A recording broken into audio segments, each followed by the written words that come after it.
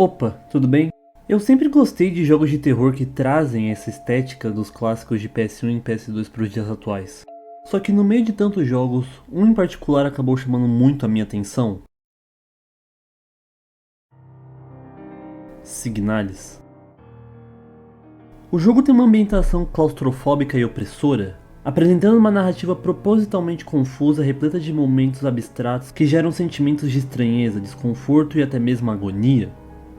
Porém, o jogo vai além disso. Ele explora temas como relação amorosa e o questionamento sobre a própria existência do ser humano, transmitindo tudo isso por meio de diálogos e cenas visualmente impactantes. E o que deixa essa experiência ainda melhor é que constantemente nos questionamos o que realmente é real e o que pode ser um delírio da mente da protagonista, Elster. O jogo foi desenvolvido apenas por duas pessoas, Yuri e Bárbara, e na minha opinião eles fizeram um ótimo trabalho, que nem nos primeiros Resident Evil, por exemplo. Além disso, sua estética é fortemente influenciada por diversas mídias dos anos 90, incluindo Neon Genesis Evangelion, Silent Hill, Ghost in the Shell, e para deixar tudo isso mais confuso, no horror cósmico. E para deixar tudo isso ainda mais confuso, ele tem elementos do horror cósmico em sua narrativa. E hoje eu estou aqui para fazer uma pequena review e explicar o que levou Signalis a se tornar meu jogo favorito. Elster é uma réplica que desperta em sua nave. Andando um pouco, ela acaba encontrando um painel sobre a tripulação, onde aparece o nome de Elster e de uma Gestalt chamada Awong. No entanto, diferente da Elster, Awong não apresenta sinais de vida. Aliás, Gestalt é uma palavra em alemão que significa forma total ou configuração. Seguindo com a exploração, Elster encontra uma foto queimada onde é possível ver uma menina de cabelos brancos e olhos vermelhos chamada Ariane. Ela, que é a Gestalt que Elster está procurando.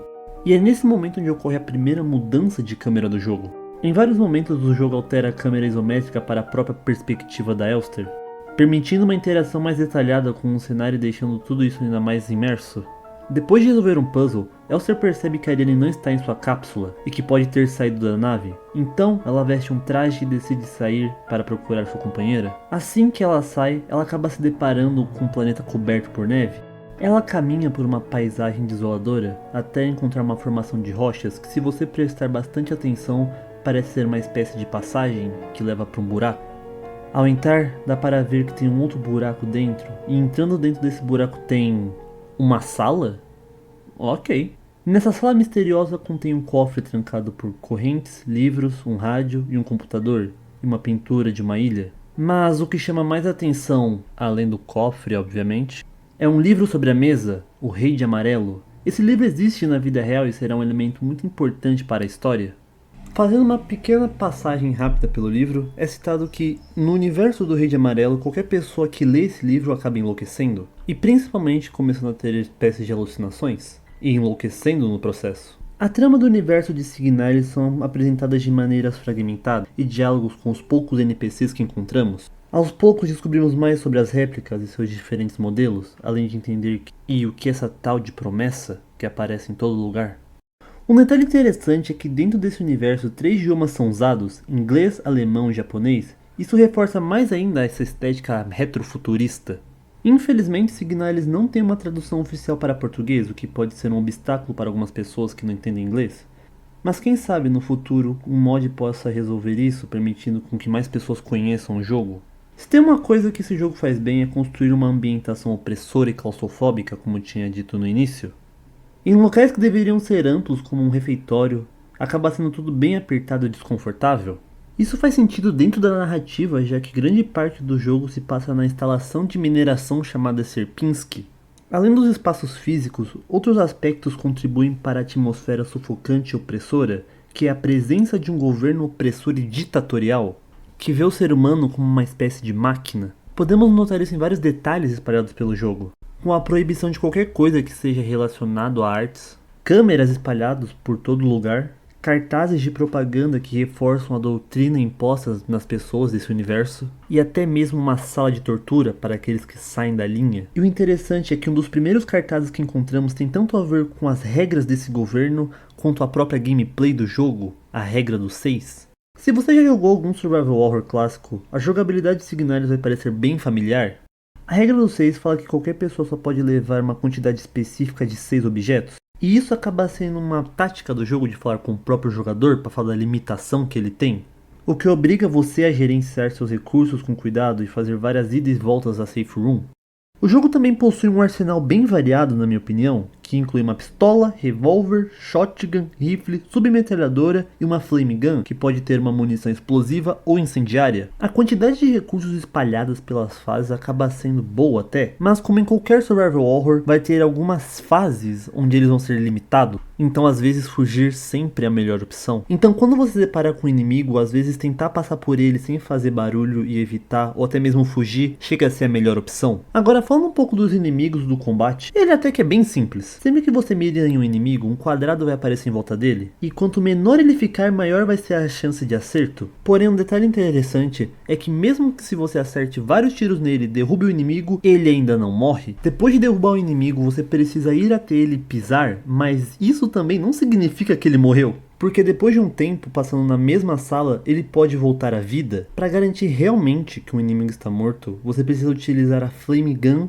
ou até mesmo um sinalizador para queimar o corpo. Aí sim ele vai morrer. Além das armas, Signalis apresenta itens especiais que podem auxiliar na exploração, como uma lanterna para auxiliar nas áreas mais escuras, um bastão de choque e um olho. Eu não entendi direito para que serve o olho e eu também quase nunca usei o bastão. No caso desses dois últimos itens, eu não usei eles em nenhum momento do jogo. O bastão porque eu não vi necessidade e o olho porque eu não entendi para que ele servia. Agora, além das armas, Signalis tem um dos itens mais importantes da jogabilidade. Ele pode ser usado de duas maneiras, para resolver os puzzles e para se defender de um tipo de réplica. Se eu fosse descrever os puzzles, eles são um ponto alto só que ao mesmo tempo ponto baixo do jogo. Aqui temos os clássicos, como preencher um certo nível de água e os velhos puzzles de abrir um cofre. Porém, muitos exigem uma observação e raciocínio, tendo em vista que alguns acabam mudando a cada save, como que você precisa fazer o molde da fechadura de uma porta. No começo eles podem ser um pouco difíceis, mas depois que você zera o jogo pela primeira vez, eles acabam se tornando bem fáceis. E passando bem por cima, como você pode usar o rádio para se defender, vai ter algumas salas onde você vai entrar e vai ter um monte dessas coisas no chão e vai começar a piscar um número na sua tela. Esse número é uma frequência que você deve colocar no rádio. Quando você coloca, essas outras criaturas começam a desaparecer e vai sobrar uma. Quando elas sumirem, a única coisa que você precisa fazer é atirar. Depois toda aquela ilusão e toda a estática que aparece na tela some. E diferente das outras réplicas do jogo,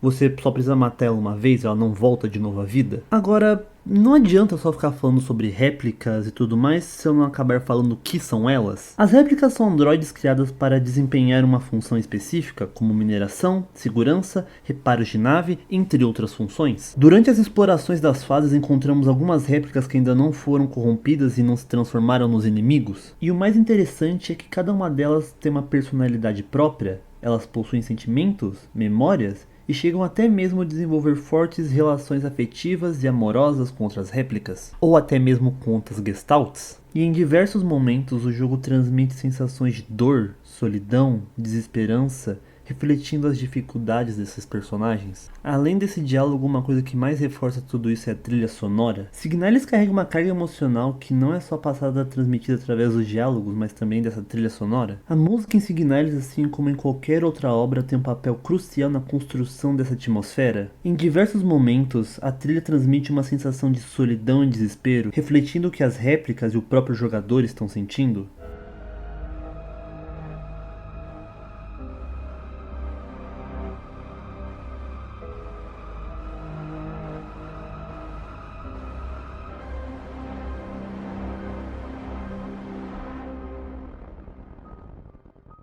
E em alguns momentos ela cria uma tensão, te fazendo sentir que algo pode surgir a qualquer instante.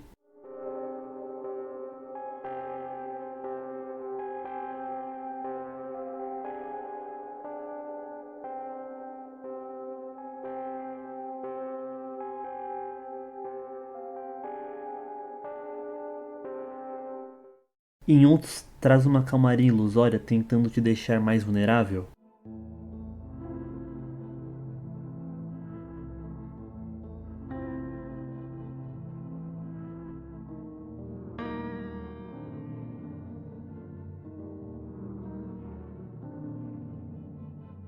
Mas às vezes o silêncio e os sons ambientes geram mais medo do que a própria música. Em alguns momentos eu sentia que algum inimigo ia pular em mim, mesmo sabendo que eu já tinha matado todos naquela sala. No final das contas, Signalis é um jogo que usa suas influências de maneira brilhante. Ele não esconde as suas inspirações, Pelo contrário, ele as exibe com orgulho, desde o sistema de saves, que lembro de Silent Hill, até o inventário e a necessidade de evitar inimigos, como em Resident Evil, sem falar das cenas, onde Elster acaba perdendo o braço, igual em Ghost in the Shell, ou na cena onde ela está num fundo vermelho e várias outras cenas acabam passando dentro dela, como Evangelion. Mas Signalis não é só um amontoado de várias homenagens, ele pega tudo isso e cria sua própria identidade. E talvez seja isso que faz ele ser uma carta de amor aos jogos de terror antigo. E pra mim, isso que faz esse jogo ser o meu jogo favorito.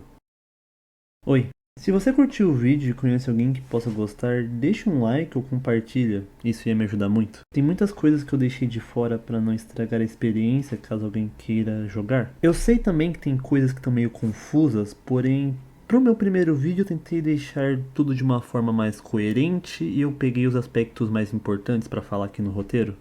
Quem sabe no futuro eu não possa fazer um vídeo explicando melhor sobre a história do jogo. Eu também sei que eu não apontei nenhum ponto negativo do jogo, mas a realidade é que eu não achei. E talvez quem saiba no futuro eu possa fazer um vídeo explicando melhor sobre a história. Bem, eu acho que é isso que eu tinha pra falar. Desculpa pelo final longo e confuso, mas eu precisava.